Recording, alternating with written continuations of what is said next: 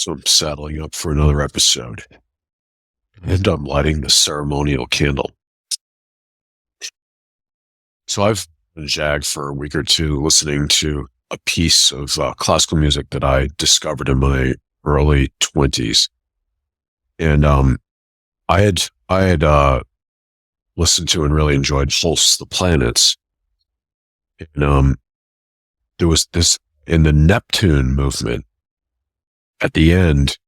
The close has these ethereal female voices just singing notes, just an for extended period of time. And it sounds ethereal and distant.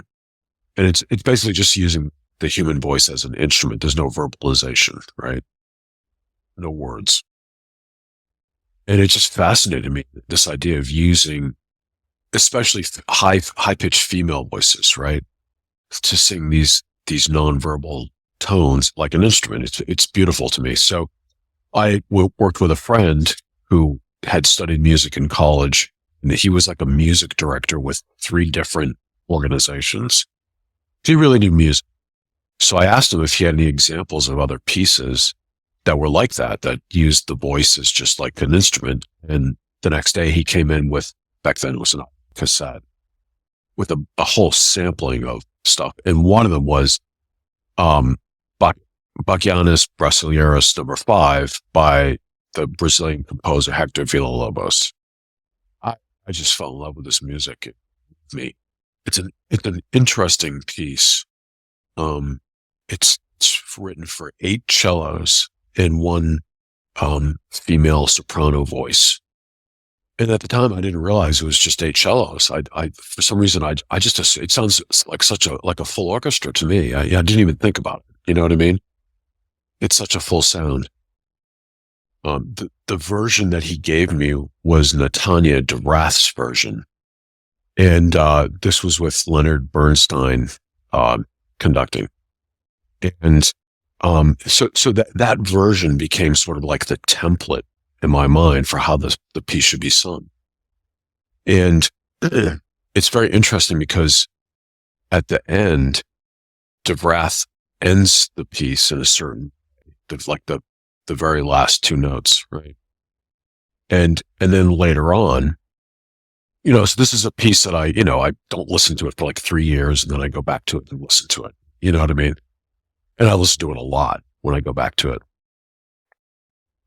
And a few years ago, I noticed when I was going back to it a few years ago, different vocalists had different endings.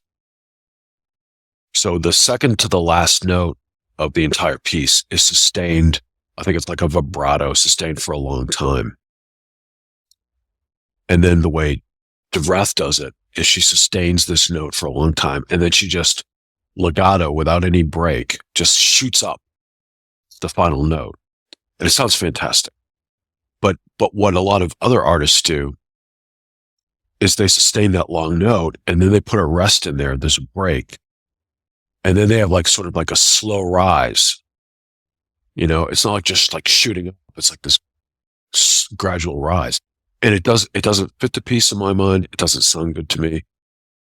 De Rath's version is far better, I think. So I've sampled a lot of different, vocalist versions of the song, and they either do one or the other. And I've always wondered which Villa-Lobos intended. I always assumed like he intended the one where there's no break and they just shoot up, right? And then I'm sorry, now I'm going to forget the name, but there was someone directed me to a recording. Someone named ChatGPT directed me to a recording by, I forget her name, but the point was that ChatGPT said, if you listen to this version, Villa-Lobos actually conducted this, right? So that's going to be how he wanted it. So I listened, and there's a break. I'm like, wow, that surprises me. So I feel like the vocalists who do it differently, that like the way that de Rath does it, with just no break, no rest, just shoot straight up, it sounds so much better, and it fits the piece better. But what I wanted to do is play 2 examples for you, okay? And this is just the very ending. And the first one is DeVrath, the one that I've, first learned about this piece from.